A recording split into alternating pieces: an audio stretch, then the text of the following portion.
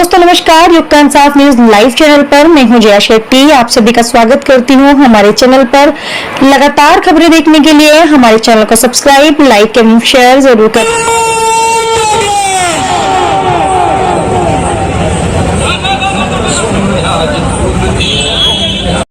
वंचित युवाओं की पढ़ाई रोकने पर मजबूर कर रही प्रदेश सरकार। युवक कांग्रेस।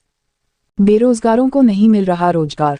युवा कांग्रेस का कलेक्टर कार्यालय पर जंगी प्रदर्शन व हल्ला बोल। इंदौर शहर के 14,000 कॉलेज के विद्यार्थी अपनी पढ़ाई रोकने पर मजबूर हो रहे हैं। ये विद्यार्थी वंचित और आरक्षित वर्गों के हैं। विद्यार्थियों को पढ़ाई रोकना पड़ रही है क्योंकि सरकार इनकी छात्रवृत्ति जारी नहीं कर रही है। इंदौर का आंकड़ा तो एक बानगी है। पूरे जिले और प्रदेश में छात्रवृत्ति के लिए इंतजार कर परेशान होते विद्यार्थियों की संख्या इससे कई गुना ज्यादा है। तारांकन। विद्यार्थियों की मांगों को लेकर छात्रवृत्ति एवं बेरोजगारी को लेकर युवक कांग्रेस का कलेक्टर कार्यालय पर हल्ला बोल कार्यक्रम आयोजित किया गया। इस दौरान युवा कांग्रेसियों पर पुलिस ने किया हल्का लाठीचार्ज भी किया।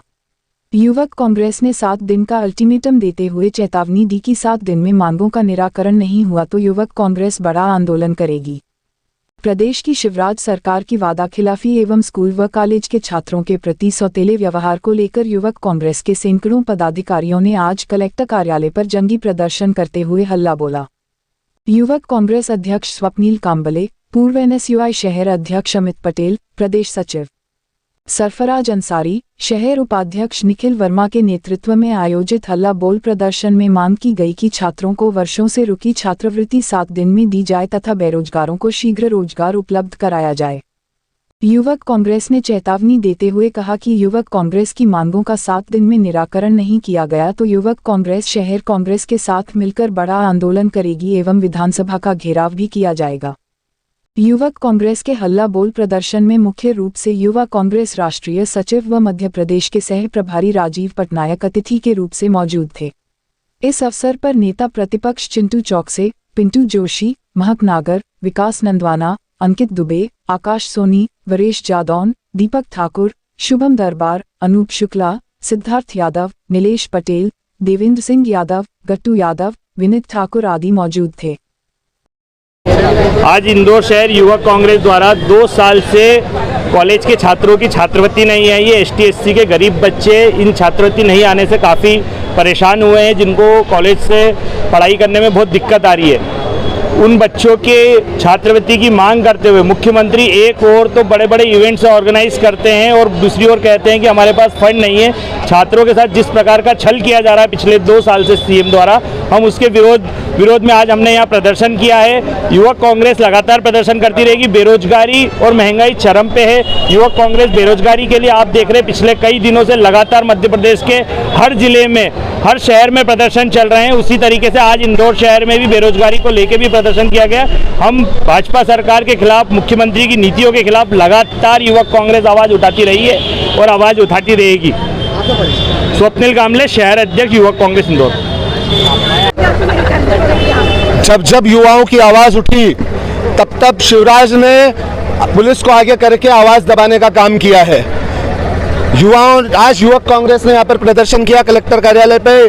कुछ मांगे थी हमारी, जैसे छात्रवृत्ति 2 साल से रुकी हुई है, युवाओं को रोजगार नहीं है, रोजगार पूरी तरह खत्म हो चुका है। कहीं ना कहीं बीजेपी की सरकार, शिवराज सिंह चौहान की सरकार सिर्फ और सिर्फ धर्म के नाम पे राजनीति करती है और बांटते आ रही है, लोगों का ध्यान भटकाते रहती है। लेकिन मूल जो कारण है हमारी यहाँ पर, हमारी मूल जो आवाज़ है उसको दबाई जा रही है। युवाओं के रोजगार को कहीं ना कहीं उनको वंचित रखा जा रहा है। इसी की मांग को लेकर के आज हमने उन युवाओं के लिए आवाज़ उठाई जिनकी हालत शिवराज सिंह चौहान ने फटीचरों जैसी कर दी है, बिल्कुल हालत खराब कर दी है। तो उनके साथ में अर्धनग्न होकर के हमने हमारा आज यहाँ पर प्रदर्शन किया, उन भाइयों की आवाज़ बुलंद करने का प्रयास किया। हमने मांग की है कि जल्द से जल्द हमारी मांगों को पूरा किया जाए, अन्यथा यूथ कांग्रेस पुनः कलेक्टर कार्यालय पर उग्र आंदोलन करेगी और इस बार जो आंदोलन रहेगा वो यहाँ के साथ साथ में विधानसभा का घेराव भी होगा आगे चल करके, अगर हमारी आवाज़ दबाई गई और अगर हमारी बातें नहीं मानी गई तो। जी हाँ, हम पे लाठीचार्ज किया गया। हर बार पुलिस की आदत है, हर बार की तरह शिवराज मामा जब भी युवा आवाज़ उठाते हैं तो पुलिस को आगे करके लाठीचार्ज करके हमारी आवाज़ दबाने का प्रयास करते हैं, लेकिन ये युवा दबने वाला नहीं है। अपनी आवाज़ कहीं से कहीं तक नहीं दबेगी युवाओं की। यूथ कांग्रेस हमेशा छात्रों की और युवाओं की आवाज़ बुलंद करता रहेगा। कांग्रेस से कभी भी कोई आंदोलन करती है तो युवा कांग्रेस के सारे साथी कांग्रेस के साथ में रहते हैं, लेकिन आज यहाँ शहर कांग्रेस नज़र नहीं आ रही। शहर कांग्रेस भी निश्चित तौर पर हमारे साथ में है, पूरी तरह से साथ में है। किसी कारणवश कुछ लोग नहीं आ पाए हों वो बात अलग है, लेकिन लगभग सारे साथी, सारे बड़े लोग हमारे साथ हैं और आगे भी साथ रहेंगे। कांग्रेस एक परिवार है, परिवार की तरह हम छोटी कांग्रेस है, हमारा साथ देती आई है, मार्गदर्शन मिलता रहा है। इस बार भी हमें कांग्रेस का मार्गदर्शन है और निश्चित ही आगे भी रहेगा। कांग्रेस, यूथ कांग्रेस, NSUI मोर्चा संगठन है सारे के सारे कांग्रेस के, और कांग्रेस में किसी भी प्रकार से इस तरह की कहीं भी चीज़ नहीं है।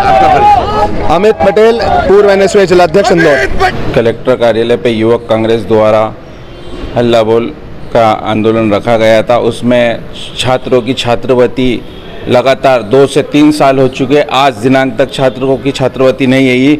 एक तरफ शिवराज सिंह चौहान जी बड़े बड़े इवेंट करते हैं, इवेंट के नाम पे करोड़ों अरबों रुपया खर्चा करते हैं, और छात्रों की जब बात आती छात्रवृत्ति के लिए, कॉलेज जब बात करते हैं PS से और मंत्रियों से तो उनका कहना पड़ता फंड की दिक्कत है। तो जब इवेंटों के लिए फंड हो सकता है तो छात्रों, ST/SC OBC छात्रों के लिए इवेंट पेमेंट क्यों नहीं दिया जाता है? क्यों? क्योंकि छात्रों के हित की बात नहीं करते। एक तरफ मामा कहते हैं हम हमारे भांजा भांजियों के साथ हम इस तरीके का व्यवहार नहीं करते, हमारे भांजा भांजी हमारे परिवार के लोग हैं, दूसरी तरफ उन्हीं छात्रों को वंचित कर रहे हैं पढ़ाई से, और पढ़ाई आज दिनांक तक नहीं हो पा रही। उन छात्रों को न छात्रवृत्ति दे पा रहे, कॉलेज उनको तंग करते हैं। कॉलेजों वालों का कहना पड़ता है कि आप फीस भरें तो आपकी पढ़ाई करी जाएगी। फीस भर नहीं पाते, क्यों? क्योंकि वो एडमिशन छात्रवृत्ति के बेस पे लिया था, वो छात्रवृत्ति देने को तैयार नहीं शिवराज सरकार जी। और आज दिनांक तक बेरोजगार, जो बेरोजगारी की बात करते हैं, बेरोजगार में आज अगले सप्ताह के दिन कम से कम 10,000 लोग पहुंचे थे वल्लभ भवन का घेराव करने। तो उनको भोपाल के आईसाइड लोगों पे 3 जगह से निकले थे, तीनों जगह पे बाहर रोक दिया गया, उनको गिरफ्तार कर लिया गया, उनको जेल पहुंचा दिया गया।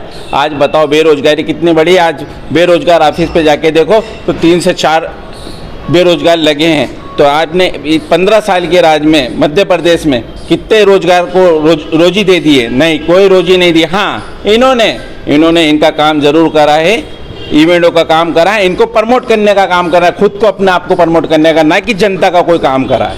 इंदौर की बात करूं तो मैं इंदौर में 14 से 15,000 छात्रों की छात्रवृत्ति रुकी हुई। पूरे मध्य प्रदेश की बात करता हूं तो 2 से 2.5 लाख बच्चों की छात्रवृत्ति रुकी है। सिर्फ OBC और ST/SC की बात कर रहे हैं अपन, बाकी सामान्य और सभी वर्गों की अगर बात करें तो 4 से 4.5 लाख की छात्रवृत्ति रुकी हुई है। कांग्रेस कभी ज्ञापन नहीं देती, युवक कांग्रेस ने सिर्फ एक चेतावनी दी है, और युवक कांग्रेस ने सिर्फ चेतावनी दी है, ज्ञापन का काम नहीं था, और 7 दिन का समय दिया। 7 दिन में अगर निर्णय नहीं होता है तो युवक कांग्रेस अगले सप्ताह उग्र आंदोलन करेगी। पुलिस का काम है मध्य प्रदेश की शिवराज मामा की खरीदी प्रशासन है, प्रशासन जैसा शिवराज मामा इशारा करते हैं उस हिसाब से लाठीचार्ज करते हैं। सरफराज अंसारी, प्रदेश सचिव, यूथ कांग्रेस। मध्य प्रदेश में और देश में, पूरे देश में चारों तरफ निरंकुश सरकार काम कर रही है, अन्याय और अत्याचार का बोलबाला है। अगर आप छात्रों की बात करें तो पिछले 2-3 सालों से SC, ST, OBC और सवर्ण वर्ग के जो लोग इस छात्रवृत्ति के दायरे में आते हैं, जिन वर्गों को आवश्यकता है छात्रवृत्ति क्यों देते हैं? कि भाई वो ऐसा वर्ग है जो पढ़ नहीं पा रहे हैं, जो बच्चे अपने एजुकेशन को जारी नहीं रख पा रहे हैं, तो सरकार मदद करके बच्चों को पढ़ाना चाहते हैं। लेकिन अगर 3-3 साल तक छात्रवृत्ति स्कॉलरशिप नहीं देंगे तो हाउ इज पॉसिबल कि बच्चे कैसे पढ़ेंगे, कैसे क्या होगा, उनके भविष्य क्या होगा? भारतीय जनता पार्टी को बच्चों के भविष्य से, देश के भविष्य से, देश के विकास से उनको कोई लेना देना नहीं है। उनको तो ये है कि उनके पार्टी के बड़े बड़े दफ्तर होना चाहिए, प्रधानमंत्री का बड़ा आवास होना चाहिए, मुख्यमंत्री जी के पास हाईटेक प्लेन होना चाहिए, मोदी जी आए तो इंदौर से लेके उज्जैन तक चकाचक रोड होना चाहिए, चकाचक लाइटें होना चाहिए, करोड़ों रुपए खर्च होना चाहिए। देश गर्त में जा रहा है। भैया ₹100 हो गया डॉलर, क्या स्थिति है देश की? मैं सभी युवा साथियों से, इंदौर शहर के जागरूक नागरिकों से निवेदन करता हूं कि आओ उठो और हम इस भ्रष्ट और नकारा सरकार को उखाड़ के फेंकें, ताकि देश में एक स्थायी व्यवस्थित सरकार बने, जहाँ दो धर्म के नाम पे, जात के नाम पे वोट नहीं मांगे, विकास के नाम पे। आज भी मोदी जी बयान देते तो क्या करते हैं? अरे उनके 50 मिनट के भाषण में 45 मिनट तो कांग्रेस को गाली बकते हैं। अरे भाई 7 साल आपको 8 साल हो गए बने को, आपकी उपलब्धि क्या, वो तो देश को गिनाओ कि आपने देश को किस तरह से नफरत में बांट दिया है। ये सारी चीज़ें इंदौर से लेकर पूरे देश में सारी अव्यवस्थाएं फैली हुई है। उसी को लेकर हमारे यूथ कांग्रेस का आज आंदोलन है और मध्य प्रदेश की नींद में सोई हुई शिवराज सिंह चौहान जी की सरकार को जगाने का प्रयास है। और निश्चित रूप से जनता ने तो 2018 में भी कांग्रेस की सरकार बनाई थी, थोड़े कम लोग थे इसलिए कुछ गद्दार बिक गए तो सरकार डिस्टर्ब हो गई और ये खरीदी हुई सरकार चला रहे हैं। निश्चित रूप से आने वाले 2023 में 150 के साथ कमलनाथ जी मुख्यमंत्री बनेंगे। जनहित की सरकार बनेगी जहां जनता को लेकर, जनता के विकास को लेकर, मध्य प्रदेश को विकास को लेकर, रोजगार को लेकर, बेरोजगारी को लेकर, हमारे स्टूडेंट्स को लेकर, युवा साथियों को लेकर काम होगा और एक स्वर्णिम मध्य प्रदेश की स्थापना होगी। निश्चित रूप से हम कुछ 10 महीने 11 महीने ही दूर है। आज का आंदोलन अच्छा होगा, शानदार होगा और सरकार पे कुछ तो असर जाएगा कि भाई जनता जग रही है। छात्रों के समर्थन में यूथ कांग्रेस अपना काम कर रही है और जो छात्रों को स्कॉलरशिप नहीं मिल रही वो और उनका परिवार, तो निश्चित रूप से ये भारतीय जनता पार्टी को सबक सिखाएंगे। बहुत बहुत धन्यवाद। यूथ कांग्रेस के लोगों के द्वारा परमिशन ली गई थी एसीपी जूनी से, जिसमें उन्होंने कहा था कि वो शांतिपूर्ण तरीके से ज्ञापन देंगे और बात ये हुई थी इनकी कि जब आएंगे तो 5 लोग अंदर ले जाके ज्ञापन दिला दिया जाएगा। लेकिन जैसे ही ये लोग आए बैरिकेड पर, उन्होंने सभी लोगों ने बैरिकेड तोड़ के प्रयास किया घुसने का, तो इसमें इनको यहाँ पर रोका गया। पुलिस के द्वारा उनको पहले धक्का दे के समझाया गया, उसके बाद समझाए दे के वो मान गए। फिर यहाँ पे तहसीलदार ने उनका ज्ञापन ले लिया गेट के बाहर आके और उनकी मांगें सुन ली और उनको रवाना कर दिया गया। हाँ, रैली की परमिशन के द्वारा ली गई थी, ध्वनि विस्तारक की और रैली की, जिसमें इनके 500 लोग आने की बताई थी। हालांकि उतने लोग नहीं थे, 100-150 लोग ही थे इनके। और इनके द्वारा जो परमिशन ली गई थी, इस कारण से उसी हिसाब से इनको काम करने दिया जाता।